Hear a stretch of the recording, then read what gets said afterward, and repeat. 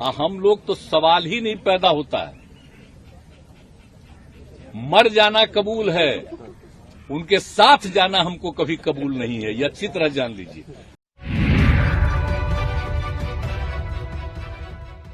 नमस्कार, इन खबर में आपका स्वागत है।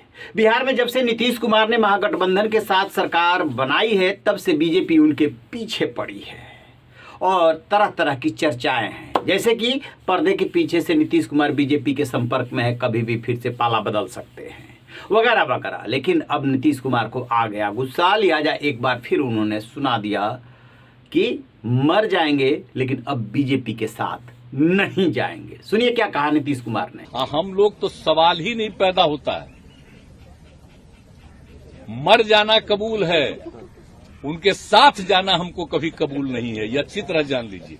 सुना आपने, ये वही नीतीश कुमार हैं जिन्होंने 2013 में कहा था कि अब मिट जाएंगे लेकिन बीजेपी के साथ नहीं जाएंगे। फिर क्या हुआ, 2017 में बीजेपी के साथ आ गए और अब कह रहे हैं कि मर जाएंगे लेकिन बीजेपी के साथ नहीं जाएंगे। इस पे जो है बहुत तीखी राजनीतिक प्रतिक्रिया हुई है और बीजेपी के प्रदेश अध्यक्ष हैं संजय जायसवाल। उन्होंने क्या कहा, जरा सुन लीजिए।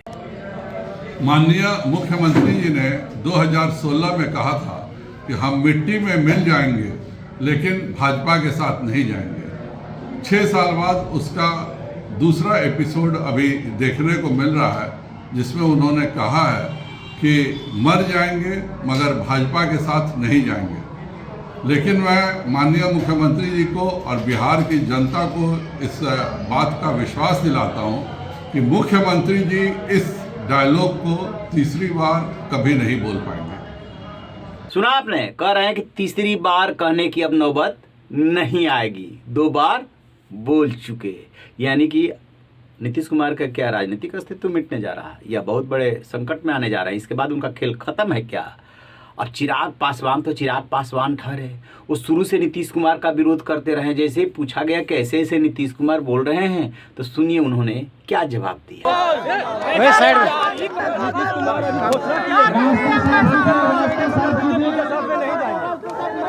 भाई उनको ले भी कौन रहा है, उनको ले भी कौन, पहले ही बीजेपी भी तो अपनी तरफ से स्पष्ट कर चुकी है। बोले कि उनको बुला कौन रहा है, जिसको बुलाया जाता है वो ना बोलता है, उनको बुला कौन रहा है। अब चिराग पासवान तो चाहते हैं कि नीतीश कुमार कभी बीजेपी के साथ ना आए, उस समय भी उन्होंने शर्त रखी थी।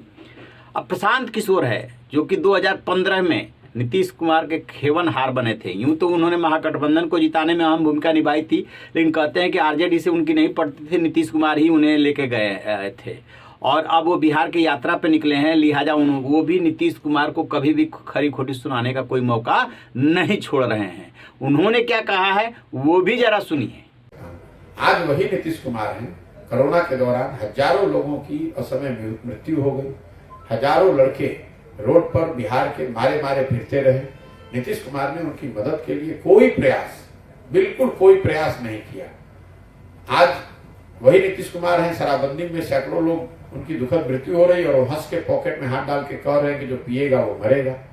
तो आप देखिए, प्रशासक के तौर पर, राजनेता के तौर पर और एज ए ह्यूमन बीइंग, तीनों ही स्तर पे नीतीश कुमार के 14-15 के नीतीश कुमार और आज में जमीन आसमान का फर्क है, इसलिए उनका विरोध कर रहे हैं। एक और बात आप समझिए, लोकतंत्र में संविधान, लोकतंत्र ये आपको बताता है कि जिस दल, जिस विचारधारा, जिस व्यक्ति, जिस नेता में भी आपका भरोसा है, आप उसकी मदद कीजिए, उसके साथ खड़े होइए, उसको वोट दीजिए। लेकिन वो भरोसा, वो वोट 5 साल के लिए है। 5 साल की एक अवधि तय की हुई है। अगर वो दल, वो नेता 5 साल में आपके विश्वास। सुन लिया आपने, कह रहे हैं कि निजी तौर पे, सामाजिक तौर पे, राजनीतिक तौर पे नीतीश कुमार इस समय विश्वसनीयता के सबसे लो लेवल पर हैं। उनकी बिहार में कोई विश्वसनीयता नहीं बची है, राजनीति में कोई विश्वसनीयता नहीं बची है। जम के उन्होंने नीतीश कुमार को सुनाया।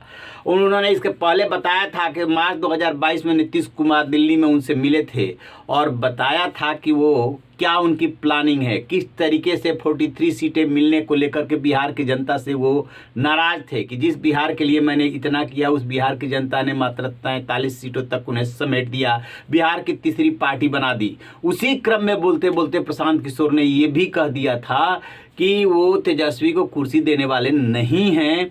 और बिहार की जनता जो 2025 की बात कर रहे हैं, तेजस्वी के नेतृत्व में चुनाव होगा और बिहार की जनता को ये संदेश देना चाहते हैं कि लो, आपने मेरे साथ ऐसा किया तो अब तेजस्वी जो है चलाएंगे बिहार और भुगती है इनको। इस तरीके की बातें हुई थी।